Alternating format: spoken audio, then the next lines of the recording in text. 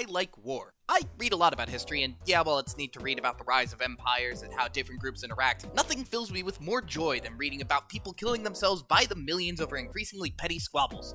Of course, I'm just joking, nothing amuses me anymore, but today I would like to talk about one moment in history where the United States and Britain almost began to kill each other because of a shot pig. This is the story of the Pig War. It's a lot like the Bay of Pigs, except it didn't involve Cuba, communism, the 20th century. Okay, the more I think about it, it was actually nothing like the Pig War. There were two similarities, though. It involved the United States, and it involved a formerly Spanish island. This one, to be exact, San Juan Island. And although it was discovered by Spain, they didn't have the ability to claim them, because although North Americans may be obese, the Spanish Empire was inflated. Thank you. This is the closest thing I have to an actual talent. I am a fucking hack. Good night. The islands were part of the much larger Oregon country, however, and they were fought over by the United States and Britain. More specifically, the British that love eating tree saps so much they made a flag out of it, and once committed what I think classifies as a hate crime against me because they lost a hockey game against the Flyers. Where was I? Ah, right. The US and Britain were in a really heated argument over who would control the Oregon country, probably because somebody told them how much organs actually sell for. The conflict didn't really ramp up though until the newly elected American president James K. Polk started telling everyone that he would literally fight the British if they were not given the entirety of the Oregon country. Oh, and quick side note, just in case you went to high school in the US or remember hearing through a deep haze of unit circles and fingertips being stung by pencil lead the slogan 54, 40 or fight in your history class, this is what that was talking about. Polk didn't get his war, nor did he get the entirety of Oregon, but it did convince Britain enough to sign a treaty with the US to establish a border so there wouldn't be any future conflict. At least in the north. Mexico was about to get fucked. However, thanks to the Treaty of Paris...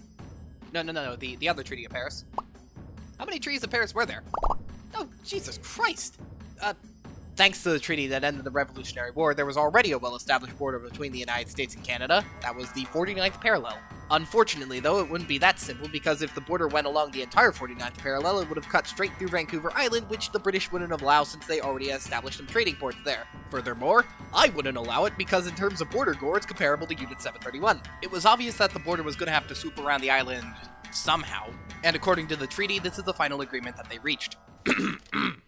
The border will go to the middle of the channel which separates the continent from Vancouver's island, and thus southerly through the middle of said channel and out into the Pacific Ocean, provided that blah blah blah blah blah, saying about trade. Do you like my British accent, by the way? Yeah, I like to think of it as a talent, considering how I'm able to cover all the different dialects of the British Isles while simultaneously sounding like none of them. So, anyway, they were expecting the border to go through this strait here and out into the Pacific, but upon further inspection, they realized that there were actually islands in that strait. So, actually, there were two straits separating the continent from Vancouver, but the treaty never specified which one. So, naturally, the US claimed it was the Rosario Strait, which was closer to them, and the British claimed it was the Haro Strait, which was closer to them. Thus, leaving us with this amazing geographic anomaly where we have these islands in between Canada and the US that remain unclaimed to this day. Nah, I'm just fucking with you. Of course they both claim the islands. However, the British were too busy expanding their empire into the rest of the world, and the US was getting ready to kill itself, so this time they really couldn't care about the border dispute. So, just like every other great power throughout history, the two countries decided it would be best if they just kicked the problem down the road and agreed to a joint occupation of the island. What is a joint occupation? Well, think of it like this. Say a country wants to claim some territory. Just saying that they own the territory isn't enough. In order to rule over territory, you need people who are willing to listen to your rules in the first place. So, the countries would allow both American and British settlers to come to the island and sort it out for themselves. That way, when the question of who owned the islands came back up, it would practically already be decided. The benefits are obvious. The US and Britain don't have to take time out of their busy schedules to sort it out for themselves. They get to partially reap the benefits from the islands for some period of time, even if they lose them. And it absolutely, certainly, without question or doubt, probably won't lead to war. Well, as it turns out, apparently leaving both American and British settlers on a small island with the possibility of either of their countries taking the island for themselves and kicking all the people off their land turned out to work just fine, actually. That is, until the summer of 1859, when an American farmer by the name of Lyman Cutler caught a pig eating his potatoes. Being an American, Lyman was understandably upset to see a pig romping around his private property eating his french fry plants, so, understandably, he took his gun and immediately shot it. Unfortunately for Cutler, though, that pig just so happened to belong to an Irish settler by the name of Charles Griffin, and, I'd love to make a joke here, but I can't think of a single connection between Irish people and potatoes. What a shame. Anyway, fighting quickly erupted between the two farmers as Griffin demanded Cutler pay him reparations for his killed pig. There was a disagreement over how much the pig was worth, and Cutler ultimately refused to pay at all. I mean, honestly now, what was Griffin gonna do? Call the police? So, after all the Americans were kicked off the island by the British authorities, they sought help from the American military, more specifically the one stationed in Oregon at the time.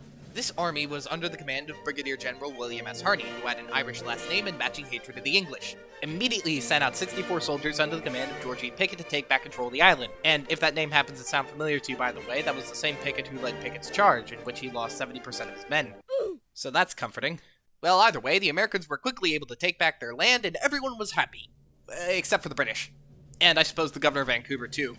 Actually, especially the governor, because he was so angry, he immediately sent 3 warships to try and scare Pickett off the island. Pickett didn't retreat though, and in fact he was reinforced. So in response, the British reinforced themselves as well. The two sides kept this up for several weeks until the news finally reached Washington and London, at which point the heads of state likely both freaked the fuck out. The American president at the time, who was now James Buchanan, took time out of his busy schedule making us wait another 4 years for Lincoln so he could send out Winfield Scott to do some negotiations. Winfield Scott was a well-known American war hero and quite a good negotiator. He had already helped resolve 2 border disputes before, so this was probably a cakewalk for him. Then again, judging by his stature, most things were probably a cakewalk for him. Get it? Because he's fat. Look, I just want to go to bed.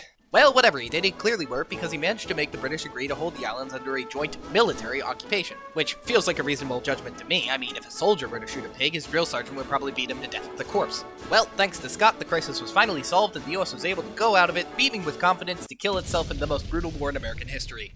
The islands would be held under joint military occupation for another 12 years, at which point they realized that this whole ordeal has been going on for way too long and they should probably try to get it sorted out. At this point though, they realized that they weren't going to be able to fix the problem by themselves, so they decided to hand it out to some other country to do it for them. Well, why not that new country? Germany! Someone probably said in a drunken stupor after reading the label off their beer bottle, I'm certain they'd have no biases at all. Apparently everyone was okay with this idea though, and they decided to hand it over to Germany to figure out who should take control of the islands. The Germans spent a lot of time trying to figure out who the island should belong to, looking into claims, looking at the rivers, and then they looked across the ocean and saw that Britain was way closer and they probably should just give the islands to the United States. And so, in a very shocking turn of events, the Germans decided not to give free land over to the British, and the United States were now the official owners of the San Juan Islands. Shortly after hearing this, the American soldiers quickly ran up to the north of the island to hang up their flag on the British flagpole. However, once they got there, they realized that the British had actually cut it down. I'm not very well versed in British culture and mannerisms, so excuse me for making a guess here, but this was either an example of British cynicism or their hatred of Poles that don't want to work for them anymore. Well, despite all the conflict in the past, the United States and the United Kingdom get along just famously today. Today, San Juan Island is primarily used for tourism now, under the watchful eye of the National Park Service. Up in the north of the island, you can find where the English had camped out during the dispute, called English Camp. What's interesting about this point is that it's one of the few places in the United States where the United States government regularly raises a flag of a foreign power over government territory. The United States and Canada have the largest unguarded border in the entire world, and maybe as you leave San Juan Island and pass through Griffin Bay, I don't know if they're related, it would be cool if they were, maybe, just for a second, you could think about how hard I am reaching to try and figure out a good way to close this video. Oh my god, I am tired.